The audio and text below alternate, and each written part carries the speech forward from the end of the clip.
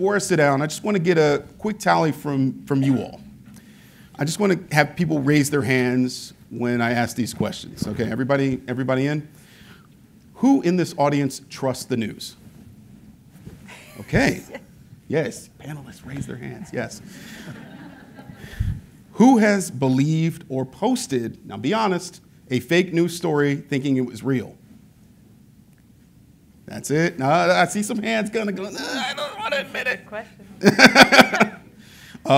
Who is willing to pay for quality news stories? Yes.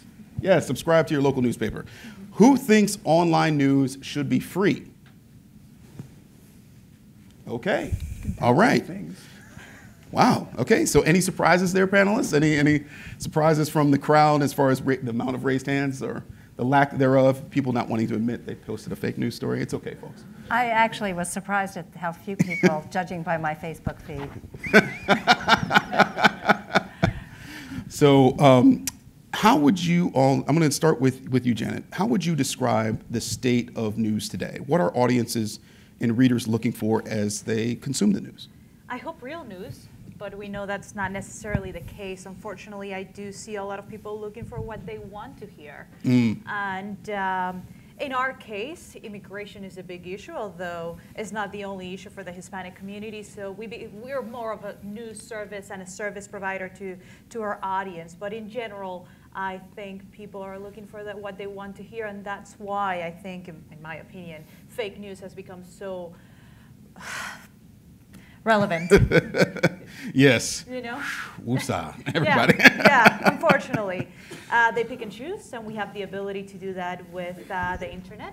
And the feeds and the algorithm and what's put in front of you really targets you in so many ways that we wouldn't want as journalists to have our product be targeted in that way, because we want our product to reach everyone, whether they like it or not, that they have an opportunity to read, to see, to understand what it is that we're doing from our side. Karen or Nick, do you want to jump in on this?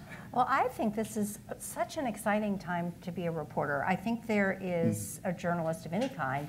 I think there is sort of a sense of mission in our business that we haven't seen in a long time, in large part because we're being challenged by so many other sources of not news.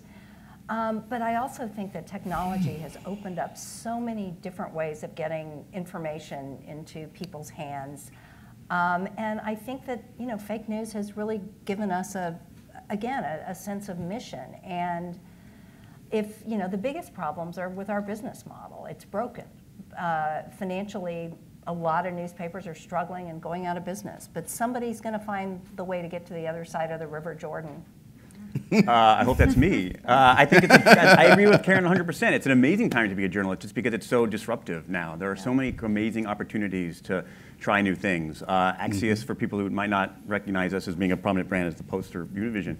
We launched 2 days before Trump was inaugurated, and it's been a roller coaster ride. And it's been an amazing opportunity to sort of just try and test new things and figure out how to build a business. And what's really heartening to me is at the same time the way people sort of want to just cocoon themselves and only hear what they want. The fact that we can fill a room like this right now is like, you're the audience that we're all trying to reach. I think there's a universe of smart, curious people who really want to have it, get real news and sort of have it explained to them and told to them in a truthful way and in an analytical way. And I think you all raise your hand and say you'll pay for it, which is even better. Yes, indeed. Hopefully you are. The president has called journalists among the most dishonest human beings on earth. We have heard that. He's called legitimate news outlets and stories fake news. And he's even revoked some of the biggest papers' press credentials, Washington Post being one of them. What impact do these kind of comments have on the press and how people in the Fourth Estate go about doing their jobs? I mean, is there any credibility for us as journalists to regain? Well, the weird thing, the paradox here is that Donald Trump, I've covered every president since Ronald Reagan. Donald Trump is by far the most accessible president we've ever seen. He will pick up the phone and call reporters. He hates the media, but he's also got this kind of weird and unfortunate, and we do with him, this weird codependency going on. And so it's created a really surreal environment. But at some point, you've got to just recognize that it's our job to do our job. It's not our job to sort of put on a daily theater in the White House briefing room. It's our job that in all this craziness to do what, get information into the hands of people and not be distracted by it. Janet, you're in that briefing room. How do you navigate that sort of weird symbiotic relationship? Right. And let me pick up on a thought before I answer your question. Surreal is a great way to put it. And just when he tweets last week asking to revoke NBC's license. I mean, as journalists, when you read that tweet, you're like, we have to take this seriously because we've never had a president who's tweeting, who's asking. But there is no By the way, license. but there is not. But NBC doesn't have a license. We eventually explained that to him. But. Exactly. So there's not a license that you can revoke. You can't pull them off the air. You can't pull a plug and tell NBC to shut up. But yet you have the president saying those sort of things and us having to report about it. So we ended up doing a whole story about the media and how we operate, and an unnecessary story otherwise. And has there ever been a less conservative idea than having the government decide what kind of news is, in the president's words, appropriate? Right. Right, yeah. I try and separate sort of like there's the rhetoric that the president uses and beating up on us, which I think kind of becomes noise. I want to get back to something Karen said about how it's sort of symbiotic and like how newspapers are making tons of money. How many subscriptions has the Post gotten this year? And the Times and ad revenues are great. And I run a website and holy cow, Trump is amazing for us. It's great. There's a flip side of that which is very dark, which is like the first time ever as an editor I've had to actually have conversations in the newsroom where sort of like, well, what if the president attacks me on Twitter? Right? Like, what would that really mean for a reporter's safety? I was like, holy cow, like never in my life have I had to sort of think about, I need to go find a lawyer to talk to about that. And I think there is an unfortunate chilling effect on that, which I think is really kind of personally worrisome for me because it could hurt my reporters. Right. And go ahead. Going back to the briefing and the question you asked, picking up from that point about safety, and I was telling him behind stage this story. Back in February or March, I want to say, early on in the presidency, we were all in the briefing room. We had just finished and the briefing that day. And they were, the administration gets to pick who they let into the briefing or not, who they give credentials for the day. And we don't know many of the people anymore. I come from the Obama administration, so I knew a lot of the reporters who had been there for a while. But at this point, there were just a lot of people in the briefing room early on, and we just didn't know everybody. And as the briefing ended, this guy who was standing started yelling at all of us. As a group of liberal media. And he started yelling at us, you're fake news, you did not ask any good, worthy question of Sean Spicer today, you should be ashamed of yourselves. And this is a guy in the briefing room, and we realized he was an alt-right reporter, blogger, nobody there to call him a reporter. And he was just yelling at us inside the White House, inside the briefing room, and that was a wake-up call to everyone in there as to the necessity of our job and our safety as well. How did people react at that moment? We were startled. We did not know what to say. We did not know how to fight back. And we were just so taken aback because that was just so insane. Surreal, again, surreal. So given that the president, I mean, obviously, sometimes he perpetrates this, sometimes he enables this kind of behavior. Is he more a product of a cultural, shift, or is he propelling that shift? I think that he started out as a product of the shift. He understood the changing landscape, I think, better, and I say better, more astutely, I don't know what word I'm looking for here, but the fact that, he got his political start out of the birther movement, that he recognized that there are these conversations going out in the country that, most people aren't part of, but they are nonetheless conversations. And I think that it's almost like, he's got his brand on a big tower in downtown Chicago. He has put his brand on a lot of the things that were going on in the culture and in the media culture before we ever thought Donald Trump could be president. I think it's almost a chicken and egg kind of thing, sort of like which begot the other. What he was so adept at is seeing, like you said, sort of these trends and these tools that no one had mastered in the same way for both good and ill. You know, Twitter is an amazing way to reach a bunch of people, but it's also a horrible cesspool of awfulness. And it's sort of, you get both sides of that coin, and I think he's sort of thread that needle. He's now mastered he's president. Yeah. He's mastered it. And I want to ask you two, especially, you know, you two, I mean, and for women in this business, it's become an especially fraught time. How, you know, what resources, first of all, do your companies offer to help support you? And also, what have you seen as far as maybe something that's happened with you or with your other female colleagues that's given you pause? That's a good one. Interestingly enough, it comes from everywhere. Yeah. It comes from some of the most abusive people on Twitter toward women have been Bernie Sanders supporters. If I wrote a story that was not deemed positive about Hillary Clinton, I would get waves of other women accusing me of being a mean girl, that somehow I was supposed to be part of the team. It comes at you from everywhere, and I have decided that the single most useful function in all of Twitter is the mute button. Yeah, and I get it on the immigration Amen. front. Yeah. Yeah, I imagine so. I mean, yeah, it feels like, you know, a lot of people, they just try to, you know, they come at you when you write a story acting as if you were supposed to be part of a team, because I guess they consider the threat of Trump or Trumpism to be so dire that you need to pick a side. Have you seen this? It's on both sides. There is an incredible coarseness, I think, in communication now.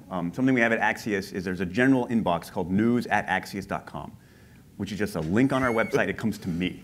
And the emails we get to that blow my mind, that someone would sit down and from their Gmail account or from their work account write just incredible invective on both sides. I think this morning I was called a pedophile because we published a story about Trump that someone didn't like, which seemed like a strange attack on me. But like the way just people react on Twitter, on Facebook, and in emails to me, I just like is one of the most worrisome things that I feel like I deal with. But we have to remind ourselves, though, that you often will go and look at these people on Twitter and you'll see they've got 20 followers, or that they're, you know, the only bio information. By the way, if you're wondering, those of you who are on social media and know how you can tell what a bot is, That was just about to get look to it. for somebody with fewer than 100 followers, and look for somebody whose bio is actually a link to their Twitter account, and that's a good sign. So it's, on the one hand, you've got to learn how to not take this seriously. Yeah, a few other clues as for bots. A whole lot of numbers at the end of the Twitter handle, no bio whatsoever. And you look, sometimes you see like, they don't have a profile picture. Those are always warning signs. So just a, you know, a safety tip. By trying to discredit journalists, though, Trump is really, you know, politically speaking, trying to eliminate the referees. And what kind of specific danger do you feel like that poses to not just, you know, our consumers, but to the republic itself? Big one. I mean, Yeah. I don't want to be too theatrical. Okay, but right. No, but I mean, I agree. It's weird, though, how he'll bash the New York Times and call it's failing, and then he'll call the New York Times reporters and use it, and use them as a megaphone Right. for that. Like, I do, like, this is my life and my career. All I know is journalism, and I think it's important, and I think it's a worthy, noble pursuit, and I think it's valuable for democracy. And so I think when the president tries to devalue that, when anyone tries to devalue that, I'm somewhat sad. But I'm also a firm believer in this great nation and its institutions. And I think But he's also empowering. fine. He's also Right. he's given a voice to people who then feel the need to discredit us too, and take us on Twitter, social media, wherever. Just But I think it just gets like it makes it harder to do our job somewhat. It just means we need to be very vigilant. Right. And still, it's to concentrate on the work. Right. The Washington Post and 60 Minutes yesterday, for instance, did a cooperative venture on a story looking at, I don't know if any of you read it, the opioid epidemic and the efforts of one congressman who, by the way, happens to be Trump's nominee to be his drug czar. For now, No, now, not yeah. anymore. He actually said he's stepping down. Oh, did he? Oh, Yes, he did. Actually, I'm on no, Twitter no, for no, that 5 was minutes. an To old, spend more time no. with his family. No, that was an old tweet Oh, that they it was? yeah, that was an old tweet Fake news. recycled. But it was basically that one congressman who is now nominated to be Trump's drug czar had put forward, and this is during the Obama administration, had put forward a bill to essentially take the teeth out of the DEA's abilities to prevent big pharmaceutical companies from putting opioids on the street. And it looked at how the bill got through. You know, as long as we're doing work like that, it's not like we can ignore the tweets. It's not like we can,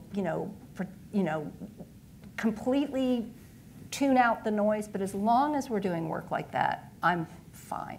Right. Mm-hmm. I mean, I think the point is that, Trump bashes the Washington Post, and he read that story, and now he's sort of a little lukewarm on that guy. Yeah. Got results. Yes, indeed. I think journalists have always prided themselves on being balanced, on being objective and being neutral.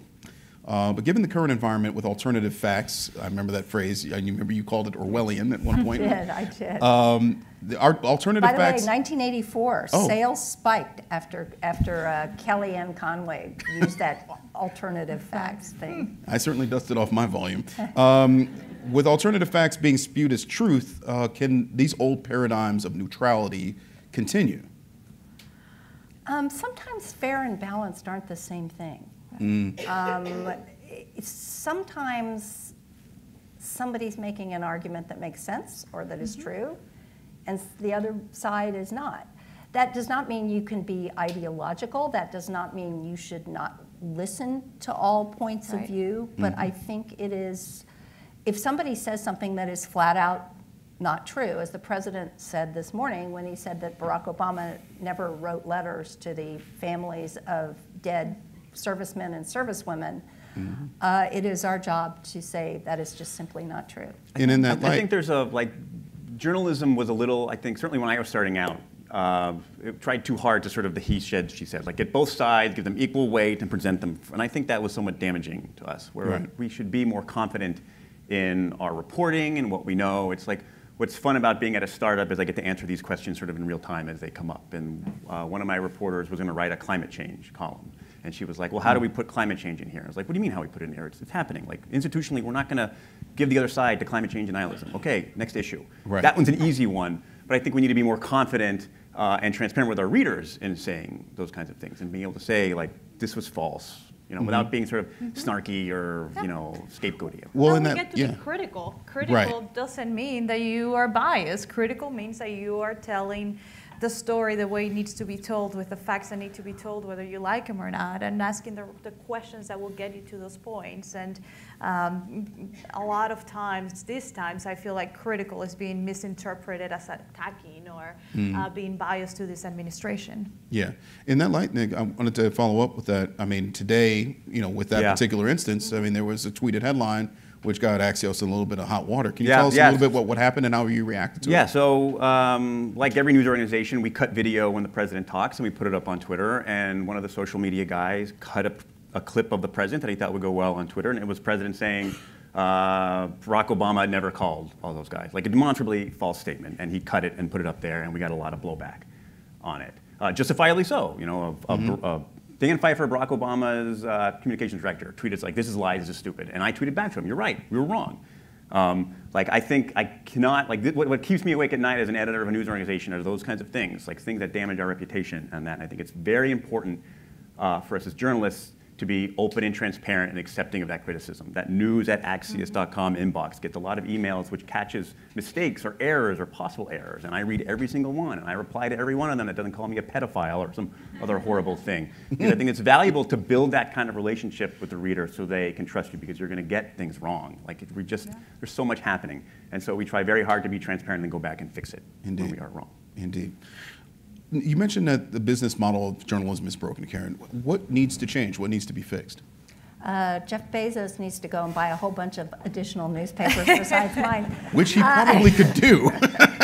No, the problem is that advertising no longer pays for what we do.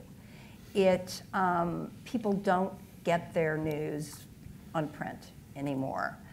And so it's really created real challenges. It's really expensive to have an investigative team. It is really expensive to have a bureau in Baghdad. It is not expensive to put a couple of people on TV and have them yell at each other. So somehow we have got to, in this new environment, get to the point where what we do that is so crucial to this democracy somehow gets, paid for. We're seeing a bunch of different experiments. And by the way, the place where you're really seeing the suffering is in local news. I think there are city councils across this country getting away with murder because their newspapers are collapsing around them. You're seeing foundations now established to sort of set up to fund investigative journalism, things like that. In the end, I don't think we can be a charity, but somebody's going to have to figure out how to make this pay. Indeed. Janet, what do you think about that? I second that very much, and what we have done at Univision to try and make sense of what's going on. It's expand our digital team, where we got to keep up with the times. Our digital team didn't used to be as strong or as big, but now it's as, if not bigger, than our actual news team that's on the ground. And we have a lot of young people using their talents around the country, trying to get the stories on our website where people are actually reading them and not necessarily on TV. So that's where our money's at. I can't resist asking this question because I was, in one way, kind of a victim of this trend, which is the pivot to video. And Nick, what do you think of that, and what's been working for Axios? The pivot to video is a joke. You know, it's not a real thing. It's what people do when they don't have any idea. I could speak probably for like 3 hours about this exact topic because it's literally sort of the foundation, the founding idea behind Axios is that like it's broken. Like companies are struggling to figure out ways, and so we thought we could maybe figure out a way to start from the very beginning and build from scratch a digital media organization that also operates as a business. I think the pivot to video is driven by people not understanding their business models and seeing that I can get another penny from Facebook if I do a video instead of something else, and it doesn't answer what the reader wants. I think part of what we did when we founded Axios is like the very first thing is what reader first. You know, how can we deliver information in the way the reader wants to do it? That's not abusive with banner advertisements, which is something that doesn't work, or makes you click a video and then mute the video and then make the video go away. Just be able to read a news story. What I think is great about media now is that we're finally talking about it. Like at all news organizations. Like when I started out at the Washington Post many years ago, just as a copy boy, the journalism was very separate from the business. We didn't want to think about it because there was just an avalanche of classified ad revenue coming in, and then Craigslist took all that away. Now I think it's great because journalists are actually being forced to confront this. How do we build this as a business? I agree, Karen, it shouldn't be. It's great to have Jeff Bezos, but journalism shouldn't be a charity. Right. But I mean, at the same time, I mean, how should consumers better financially support these organizations? Subscribe. Yeah, but beyond subscription, because I mean, there's lots of people that subscribe. I mean, you got New York Times, Washington Post. We see their subscription numbers are going up. How else can consumers, do you think, you know, within these business models, support their newspapers? Don't click on clickbait. Like, don't click on. Like, there's a mechanism here that reinforces itself, where like, oh, you won't believe what Donald Trump said about this. Like, oh, I wonder what that. Oh, they got me. Like that's a reward mechanism that preys upon readers for that. And I think part of it, the great thing is like we're getting smarter. Like I think everyone is not clicking on those things anymore because we know we're going to be tricked. So I hope it's moving in the right direction. And I made fun of Jeff Bezos. There's nobody listed. Nobody has one of no those microphones Alexa either. things in here to use. Anyway, but he's really been extraordinary in the engineering side of the Washington Post, trying to make the experience of getting your news as frictionless as possible, just sort of essentially what he did with Amazon, you know, with making shopping so easy. A lot of it is just sort of figuring out the technical aspects of getting news into people's hands the way they want it. But you know, as I was going to say that, you know, the way that digital subscription strategies, you know, prioritize traffic, ad revenues, promotion. Do you find as reporters, you know, Janet, you know, that this has impacted the way that people, you know, receive the content that you produce? Well, luckily, I don't necessarily have to deal with that. I have a newscast at 6:30 that I report for. So I'm not, like on their cases, so concerned about our viewership, but we have seen our viewership go to digital, and we have put a lot more resources into those grounds. And now we have this innovative digital newscast that we are at noon, and it airs not only on TV, but all across our digital platforms at the same time. And this is something that we can monetize. This is something that ad revenue can come in not only through the TV, but through Facebook and Twitter and everywhere where this thing airs at noon. And we're, you know, dividing our airtime like that. So I'm in a different position than those online people that have to have some more ad revenue, but I can, Well, I mean, what I want to ask you, Janet, then you mentioned Twitter, is that essentially Donald Trump, by using Twitter as much as he does, isn't simply being critical of the press or what have you. There's a bigger effect in that. Yeah. Essentially, he's become his own news network. Yeah. And so, how can the press remain competitive with that when he chooses to speak directly to the public using that medium, do you feel like? And forget about competitive. How do we choose to report or not report on those tweets? And that has been one of my biggest challenges, having to put together a story at 6:30 that has nothing to do with a legislative agenda, has nothing to do with anything that will affect the people, real life people, for us, immigration, the economy, whatever it may be, but having to put a story on air at 6:30 explaining what that tweet meant. And how it changed throughout the day, and how it fluctuated from the 6:30 a.m. tweet to the 6:30 p.m. tweet. And just that reporting, is it real reporting, some people may ask? Well, it's what we have to report on because that's what the president put us in that position to do that day. And it's nothing that will move the country forward in any direction other than having to report on that day's tweet. And it's very frustrating. Indeed. But it's at the same time, I mean, the politicians understand. They're going to go to where people are too. I mean, Barack Obama kind of pioneered, I may have my exact time frame wrong here, but I believe he went 6 years without giving a sit-down interview to the Washington Post White House reporter.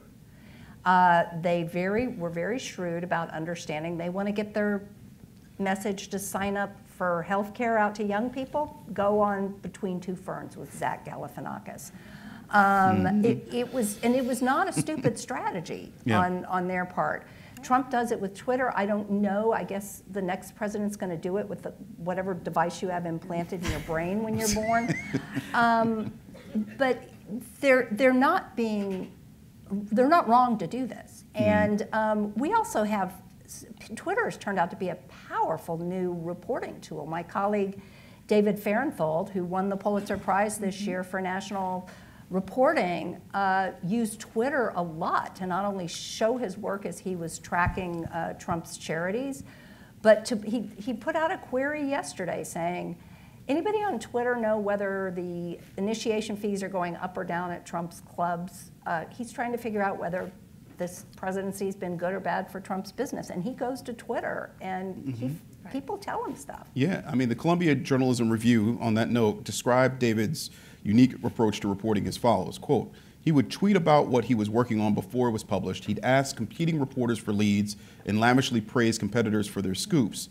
The result was a wiki-style reporting model that was running counter to the siloed world of big media. In return, he was rewarded with tips from competitors who normally would have guarded them jealously, and his paper saw a significant increase in readers and visibility.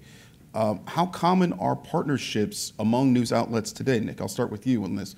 What impact does this style of reporting have on content and budget? I think like everyone's looking for ways to get scoops. Like I think what David's a great story of is that despite everything the president is tweeting, despite everything happening, if you break news, like that's what it is. Like what reporters want to do is tell you something you don't know. Like it's tell you something that the president hasn't tweeted or something the president is trying to hide from you. The most successful moments for Axios in our young life have been the scoops we've had about the Trump White House. David's scoops on the Access Hollywood tape and the things like those were the best traffic days I guess ever for the Washington Post. The same for the Times. I think. What is like I'll be positive on this side is that I think it drives reporters to have to be better for it. If the president is tweeting everything and everyone can see the tweet, well then you need to find something else. You need to find something like it should drive reporters to be better, to report things that just aren't already sort of floating out. Yeah, I know Jay Rosen, an NYU journalism professor, advocated essentially due to the fact that a lot of mistruths were coming from the White House, advocated taking out all the reporters and sending in interns to cover White House press briefings. Obviously, we don't have to think about such a radical idea necessarily, but his idea was not so to shame the White House in a way with interns, but to free up those reporters to chase bigger stories. What do you think about that? And what did you think when those kind of ideas were circulating? And we do have a lot of young people at the briefing today. And that's the reality of it. There is a lot of young people covering the briefing. There is a lot of us that have been there a while. And yeah, you do have to go get the stories elsewhere because sometimes those briefings are as useless as they could be. And sometimes you're just sitting there for half an hour getting no answers whatsoever. And you have to make your calls, but you still have to go to the briefing, because that is the one place where you get allotted a certain amount of time every day to raise your hand, try and ask us questions, and hold the administration accountable as much as you can. And if there is a spin, then there is a spin, and that's their job to do.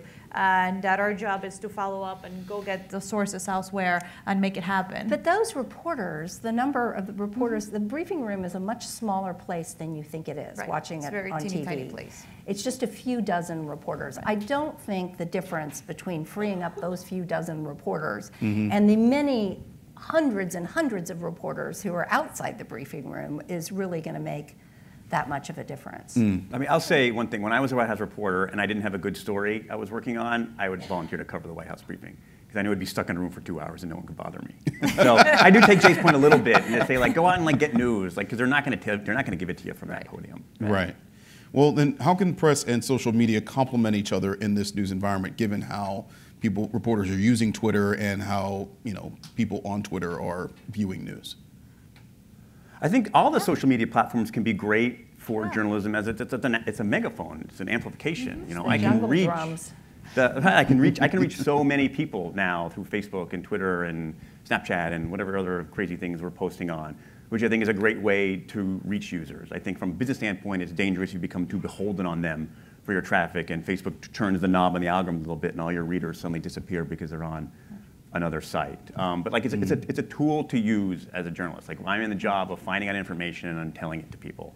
And great reporters help me get that information, and great technology helps me tell as many people as possible. And it's a corrective, too. Yeah. If you've got something wrong in a story, Yeah. you hear about it immediately. Right. It's not like, the old days when you worked for a newspaper and somebody could sit down and write a letter to the editor, and maybe a week later somebody might see it. It's the reaction is instantaneous, and I think that is more healthy than not. And we no longer have to wait until the 6:30 newscast on our end to be able to say, well, Mr. President, that's not correct. Let me, factually correct you on that one, and retweet and do whatever it is that we need to do on those social media platforms to get the story right before printing or before publishing or even going on air at a certain time. Have you seen this administration be responsive to that kind of fact checking? Yeah, they're looking. Yeah, oh yeah, they see what we tweet, they're paying attention, they read our stories, and they do put us on blacklists when they desire to. Yeah, oh, very much, and I've been told so. It's funny, the first time I ever was exposed to Donald Trump was about April of 2016. I was doing a profile of his campaign manager. And so I went down to Mar-a-Lago to do the interview. And at that point, Trump's campaign was maybe 6 key people, and that was it. He was about to get the nomination, but this campaign was like so small. So we're sitting on the patio, I'm doing my interview, and Trump keeps coming out and walking around the table and just sort of seeing what's going on. And then about every, I'm going to say 10 to 15 minutes, his press spokesman, Hope Hicks, would come out with a stack of papers and hand it to him. And after I saw this a couple of times, she just kind of rolled her eyes and said, the news. What they were actually doing was printing out for him everything that anybody anywhere on the internet was saying about him at any given moment, and they would just be feeding it to him constantly. Now, some people might think he should have been like learning how the healthcare system works or something, but to realize that the President of the United States is just, the thing he's most cares about at any given moment, and I think I'm not being unfair here to say, is what is being said about him at any given moment. But boy, he is absorbing all of General Kelly told us last week on the briefing, he stood up there and somebody asked him, and this is the chief of staff over at the White House, what keeps the president up at night? With a straight face, you all do.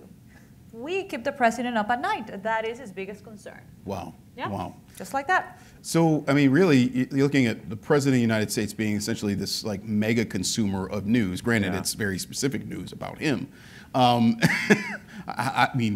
have you seen? How have you seen that affect, how this administration responds next? I think that fits into like the parlor game journalists in Washington play every morning. Is when he starts tweeting, it's like, well, what was he watching? Where did this idea come from? And who can figure out the timestamp on Fox News? Like, oh, he was watching this segment. and that's got it. It's like we were talking earlier, it's like Yeah. biographers of the Trump administration will have it so easy because it's just right there on the Twitter account, sort of what's happening kind of every second. It's made it very sort of, I mean, I guess exciting and interesting at 5 o'clock in the morning, but I think it's a window into, I think, the president's mind unlike we've ever had in real time, certainly before. Nick, I want to ask you something specific about the Axios approach. Now, most articles are between 200 and 400 words. Ooh, that's way too long, man. Oh, sorry. Maybe 150? 150 is good. There you go. So is this what readers today are looking for? Do you feel like, can you explain how Axios is trying to change the way that we're consuming media? A big sense that I had, I was at Bloomberg for 14 years before I helped to start Axios, and I had this sneaking suspicion that no one was reading what I was writing. And the first word service I launched was short bullets for traders, and traders loved it. And the more time I spent, and some of the founders of Axios, who also founded Politico, sort of thought about this, and we just see people sort of walking around with their hands in with their phones in their faces, and the Facebook and the Twitter feeds. We thought a lot about how sort of we're being rewired by technology, and we can either resist that or we can embrace it. And our decision was to embrace it. And I thought, like, our conclusion is that sort of we can tell things through smart brevity. There's a lot of stories you can tell sort of very efficiently. Sometimes we'll go very long. We've written much longer stories, but most of the news today we can tell very efficiently and very quickly, just in a way that people can consume in their life every day. And I think it's worked so far. It's been very gratifying. I mean, I know you've gotten a little bit of criticism for it. I know someone in the New Republic wrote recently that, you know, the very duty of the press is to provide context, and at such a length, it's hard to prevent. How long is it going to take the New Republic? That's that. Well, guy, here's you know? the funny. Is it 500 I mean, words? look. Is that the level? I mean, I was at the New Republic when we created something called Minutes, and there were like 200 to 300 word blurbs of something about the news. So, I mean, maybe not the most self-aware criticism, but it's not a hard and fast rule. But I think it's important for journalists to be aware of how their readers' lives are changing and how much time there is, and what we're learning from chyrons and from Twitter and from people telling ourselves and thinking about, well, how should we deliver the news that works into that? And I feel like I'm right because I see on the New York Times homepage you start using bullets now instead of just long blocks of text. And we've done a lot of research with a professor at the University of Maryland who sort of tracks how people consume information, how they scan. Like, they don't sit and read blocks of text, they move around. So, okay, knowing that, how can we structure our news in a way that makes it more sort of amenable to how we're learning how people consume information? I know the Post does a lot of these kinds of things. I mean, what Bezos is doing technologically at the Post is amazing, sort of trying all these different kinds of things. I think every news organization that is worth anything is aware of this and trying to adapt. Indeed, indeed.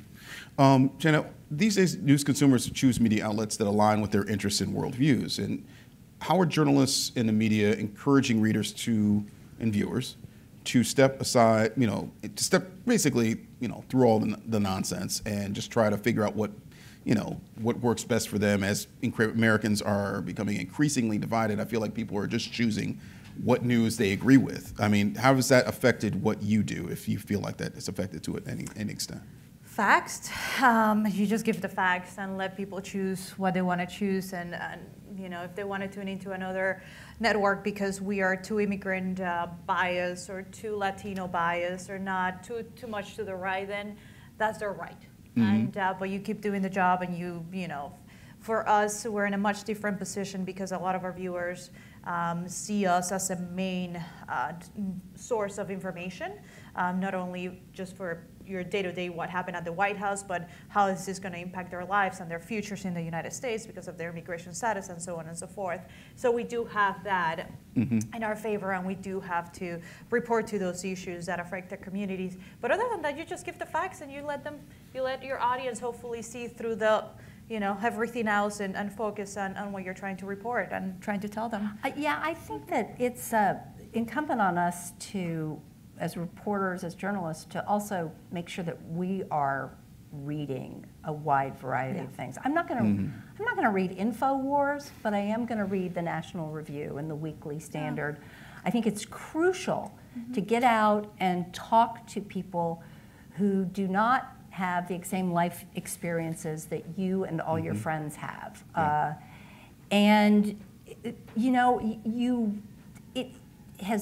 What we cannot do is be drawn into the silos with our readers. Indeed. I think it's a huge challenge for news organizations to sort of bust out of that. We literally did a meeting at Axios maybe a week ago where we brought in a lot of our younger journalists and said, you guys are following people on Twitter, which is just a bubble. You know, you're all following your friends and all these people in Washington. Here's a list of 20 names you have to follow on Twitter. Add them today, just to expand your horizons from both sides of the political spectrum, so you'll see stuff that's not just bouncing around in the echo chamber. What are some of those names, if you can remember offhand? Oh, I don't even remember. It was like, one of the names was like Tommy Lahren, who was like a firebrand conservative commentator on Fox, who gives these like incredible, I don't know, polemics are the word for Fox. Like, watch these. Like, these are important, and this is a segment of the population that really is interested in these kind of things. And then we'll pick some, some like the Bernie Bros kinds of things. Like, these are voices which are important for us to be aware of and to try and beat down sort of this bubble that we live in. Yeah, I mean, was it David Brooks in March of last year, New York Times columnist, he wrote that he and his colleagues were blindsided by Trump's win because, quote, we were not socially intermingled with his supporters and did not listen carefully enough. For me, it's a lesson that I have to change the way I do my job if I'm going to report accurately on this country. Do you guys agree with that? I'll start with you, Jenna. Yeah, report out of the bubble too. I mean, for as much as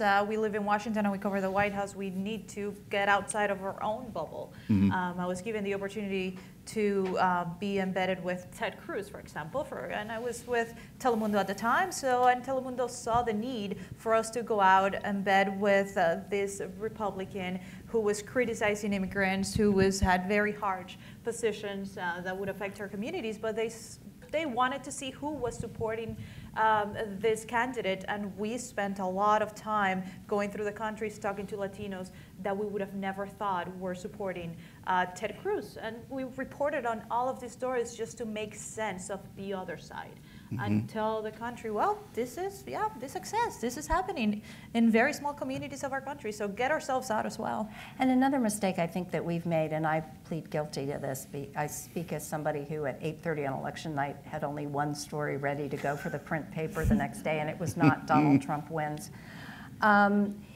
is that I think we have also grown to trust data too much. 538 telling us there's a 98% chance that this will happen or stuff. It's the campaigns put too much faith in that. We put too much faith in that, and every now and then you really do have to, not every now and then, more often than that, get out and just sort of take a look. Yeah. I mean, I'm a Midwestern kid. I think, certainly the idea that there are large pockets of communities that would support Trump no matter what, that I think maybe, the coastal media wouldn't see, I think is something that's, it's very evident. How important do you feel like, Nick, is the sort of the geographical diversity of media? It's really important. It's really hard. I'm personally failing at it right now. It's like one of the most challenging things to do, to bust out of that New York, Boston, Chicago, LA, not Chicago, Chicago. We got to get some Chicago too. San Francisco, LA bubble, and sort of see what else is really happening. Without doing it, the old New York Times joke is that they would cover Iowa like they would cover like a foreign correspondent. You would go do 2 years out in Missouri, and then you'd come back and be welcome back. Oh, how was it? Oh my God, how hard was that? I don't have I've been struggling. Axios has only existed for 8 months, and I haven't solved this yet, and I think about it all the time, and I don't know how to solve it. I don't know if I just need to hire 10 people who work in a newsroom in St. Louis or Phoenix or Chicago. I have one guy in Chicago. But I'm sure all you other organizations are doing the same. When I was in journalism school, the joke was, when the New York Times is wrong, reality adjusts. Well, I mean, I think that, in a way, the failures of the business local papers, is creating a lot of freelance reporters. And so is it possible maybe bloggers? Yeah. And is it possible that, maybe some of these, formerly employed local reporters could then become bureaus for these larger companies or companies like Washington Post or, I know obviously Washington Post has reporters everywhere. No, we don't actually. We do not have that many national bureaus anymore. So we've developed what they're calling the talent network of essentially super stringers, because in the hard times, basically the Post shut down just about every domestic bureau we had. Wow. Okay. What about what the are your question is thoughts on that, Nick? where I can't solve it in my mind is that foreign correspondent problem, where I could hire a freelance reporter in Missouri, and once a month he'll send me a story about here's what's happening in Missouri, and how can I make that function better and inform the rest of my coverage? Like how can I know what he knows about everything and get that sense? And I haven't figured out how to integrate that into a newsroom. Maybe I need like a Slack channel or something. I don't know. There's technological solutions. It's very challenging to sort of to have that person outside of Washington, New York, outside of these axes, and have it sort of inform the broader newsroom instead of just writing, here's a letter from Missouri. I mean, obviously, you've been reporting all over the country, Janet. I mean, what how does that perspective shift? When you're, from when you're kind of mainly in Washington all the time I knew to that when you're going Donald to Trump was Ferguson. gonna win. I spent enough time on the campaign trail to know what was really out there, and trying to tell this to my managers in Miami was a real challenge. When you're out in the community and you're out in the tiniest of places and you find, especially trying to explain Latinos are going to vote for Trump, Latinos are going to vote Republican, this is happening. You need to get with it. And so it tells you the value of just being there and being on the ground is nothing like, obviously there is much value at being at the White House, but talking to the people who are actually following the president or who are actually still supporting everything he says, it's, you just have to be there. Do you think that, getting back to the tech question, do you think that, tech giants like Facebook, Google, Twitter are doing enough to, stem the flow of fake news and, thereby making your jobs harder? They're being investigated. No, they're not. Yeah, I mean, do you feel like no, they're doing? Yeah, we interviewed Sheryl Sandberg last week and asked her that question about whether she's a technology company or a media company. Say, well, we hire engineers. Like, we'll try and solve it, but they're not going to vet it. And then we saw during the Las Vegas thing where Google's algorithms were surfacing completely fake stuff to the top of those search results. I think the heartening thing is that they know it, and their users know it, and Congress knows it, so they realize it's a problem. I don't think we're at a solution yet. Do you think them adding newsrooms and Facebook and Twitter would actually help? I mean, maybe not necessarily producing news themselves, but having actual journalists working for them. They won't. They don't view themselves as that. Like, there's a big difference between technologicalists, I don't know, between them and us. Them works. Like, they view this through the prism of coding, and an algorithm will solve it. Like, we're a new technology company, and I went to Silicon Valley a couple months ago, and I paid my respects to all the platforms, and they view everything through this code, that they can write a robot that will do everything that we can do, and they will eventually write this robot. But they haven't written it yet. Are the answer. And the algorithms are not as smart as me.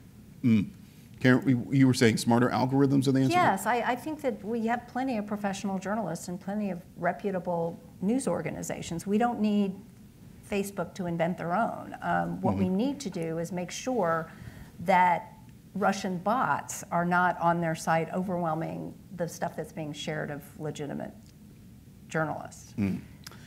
Last quick question before we get to our Q&A is a bit of a broad question, but hopefully, you can sum it up quickly, is what do you think the state of journalism will look like, 10, 20 years from now?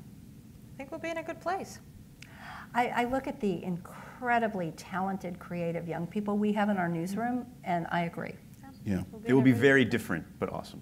Yeah. Different but awesome. All right. Well, folks, we are going to have about, a little more than 15 minutes of Q&A. So do we need to educate our readers a little bit better? And I think there's something called the News Literacy Project. I think that I would love to see in the schools or as adjuncts to the schools, sort of, this is something people have to learn, I think, very young. We do a lousy job of explaining, I think, legitimate journalists do a lousy job of explaining how we do our jobs, what we mean when we're using a source. Like, this is not something made up. Like, what are the sourcing requirements for that? How does this person know these kinds of things? I think we all, as journalists, sort of struggle for that, but I think we need to be more transparent. Like, what readers really, the sense I get from my little news@axios.com inbox, that readers want transparency. They want to know how we know these kinds of things. We can't sort of hide behind these walls anymore. Yeah, I think that's a valid concern. Like, are we too far, through the looking glass, so to speak, to regain a sense of public trust in facts?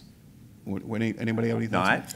Come on. Yeah. I mean, that's a really grim view. I mean, that's broader than journalism. That's sort of democracy at stake, whether we even believe that truth is truth. I hope so. Yeah. We'll try. I mean, yeah. I mean, well, is there? Do you see anything being done now in response to that? That's helping I think to keep it. What's fascinating to me is I think people are sort of realizing it. It's sort of like we've gotten to the point where people are sort of asking the questions and sort of interrogating the sources, and we're now at a point where there's so much misinformation, people are becoming aware that they've had this access to it. And there's news about the misinformation. Right. There's news. We're starting to write about the NBC license, tweet, and starting to write and do stories And I think about. like the next election, people will be like, "Is this a Russian bot telling me Right, this news?" right. Like that sentence would have made no sense Right. a year ago. Yeah. Yes, indeed. I mean, as much as people yell at us about how much we covered Hillary's emails and everything last time, I think all in all, most people in this country had a pretty darn clear idea of who Donald Trump was by the end of the campaign and how he was different from Hillary Clinton. And under the rules of the system, they went for Donald Trump. Now, if somebody had gotten his tax returns, how many votes do you think that would have changed? I think people had, I think people got it. And they made a decision. And so I actually think the news media did its job last time around. And I think, again, most people knew what kind of choice they were making when they walked into that election or when they decided not to vote. I think on the access issue, on one level, never in the history of humankind has there been this much information available for free. You can get like talking to your phone, Right. really.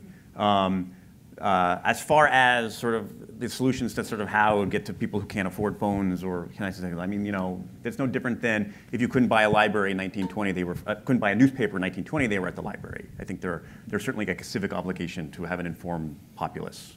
Right. And especially how television's evolving, Janet. I mean, obviously things are going online. There's certainly a gap between who's able to access the internet and who isn't. Cable is so expensive nowadays. How can you afford cable anymore? Right. It's really hard. So how do you get that content to the people? How do you get the CNNs and the MSNBCs of the world, and even Univision in some small towns to our audiences? And that has become a real challenge. I think that also speaks to the digital divide, which is a huge issue, Right. Big issue.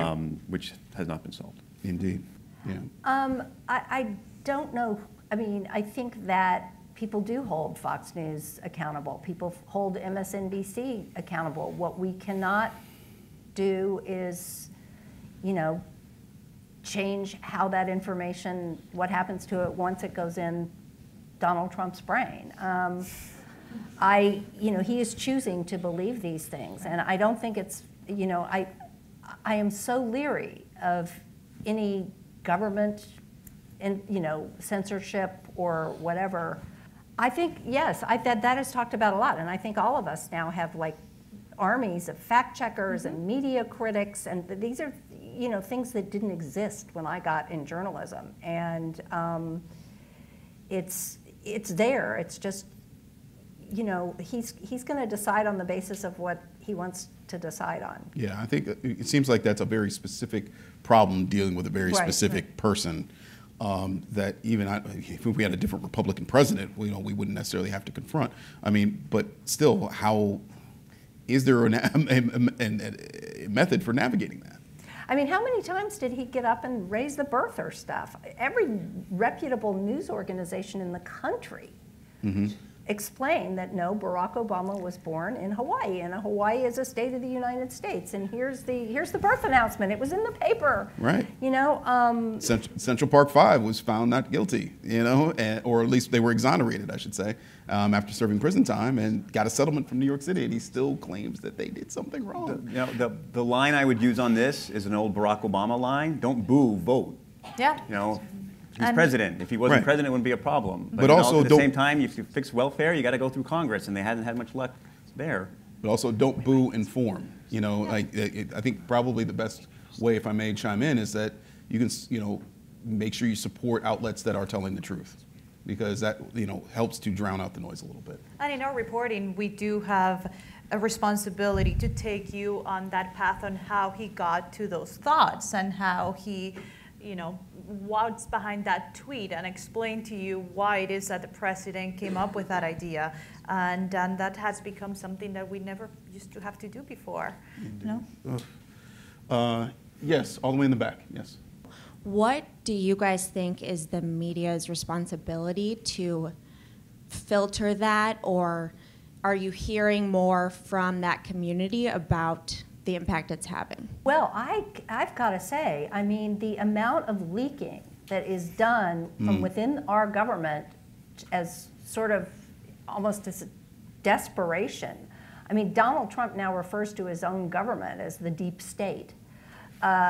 So you see that, and again, this whole idea that people are, you know, the one reason the anonymous sources drive him nuts is because of this. For instance, the first week of his presidency, after Sean Spicer came out and did the ridiculous thing in the newsroom about the crowd sizes, I got a tip that one of the first things Donald Trump had done as president was to call up the head of the National Park Service and demand some photos that would show 1 million people there. I got the tip at, I'm going to say, 10 o'clock in the morning, and by noon, I had 3 people in significant places in the government who would confirm it, because they were appalled as well. I mean, we keep hearing a lot of folks being, you know, within his administration and with, you know, Obama holdovers being upset. And obviously we have, you know, Senator Bob Corker coming out and just kind of giving the full Monty criticism of him last week. How much of, you know, I still feel like a lot of this stuff is still under the surface. I mean, what do we feel like we need people to do to either go more on the record or for it to have a bigger impact? You know, to come out, you know, not just leak, but just to say. How much bigger of an impact can you have than the fact that he's got the lowest approval ratings of any president since in the history of polling at this point in his term? Whether that ultimately causes his party to do something about it, I don't know. But I think the vast majority of people in this country have a very clear idea of whether they like this or they don't. We'll take more questions. Yes, sir. Because everything really isn't a soundbite. It isn't a tweet's worth of information. Right, I agree. I didn't say everything isn't a soundbite, but most things are when you get down to it. I think there's a lot. What we try to figure out is how much can we tell as efficiently as possible. You know, when I was starting out in journalism, everything was 800 words long because that's how they taught us in school. And you know what? Some of these things don't need to be 800 words long. And I think what the important thing is to be respectful of the reader's time, because you have a lot of things going on, is to say, here's something I can tell you really efficiently, and then when I make you read really long, that's really I mean it. You know, you're going to get what you want out of it. I'm sure everyone in this room has probably sat down and read a newspaper article and been like, ugh, not to beat up on newspapers, but like read a news story where it's like, oh, I just wasted 10 minutes. I didn't learn anything in this. There was like 2 pieces of information in it. And so how can we think about delivering it more efficiently? Because now we have all these new mediums and we have our telephones and apps, just to think differently about it. Not to know that everything should be short, but to know when something is short, fine, here it is. That's all you need.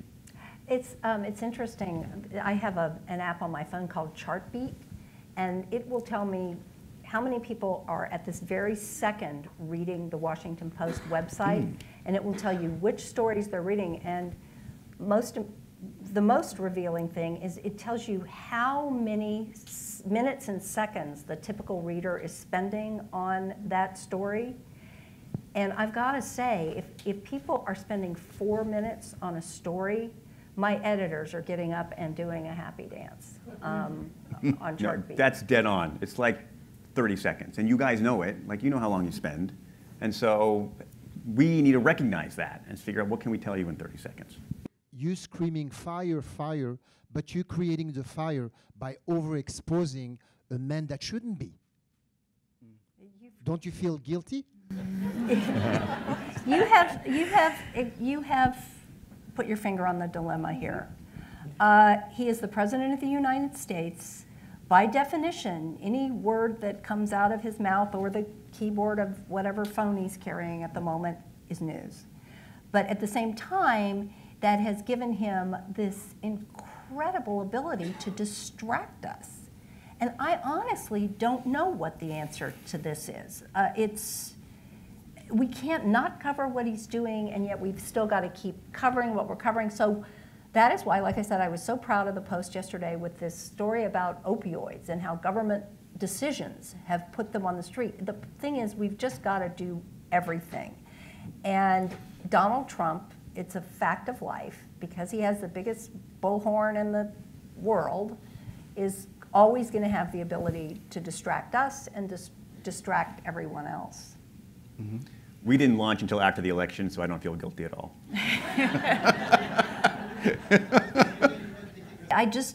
There will never come a time when the President of the United States saying something outrageous will not be news. Right. That is just a fact of life. The one caveat on that is I do think we over-cover it a little, and it's hard, but everybody over-clicks it too. Yeah. So you're in this with us, guys. You should feel guilty too.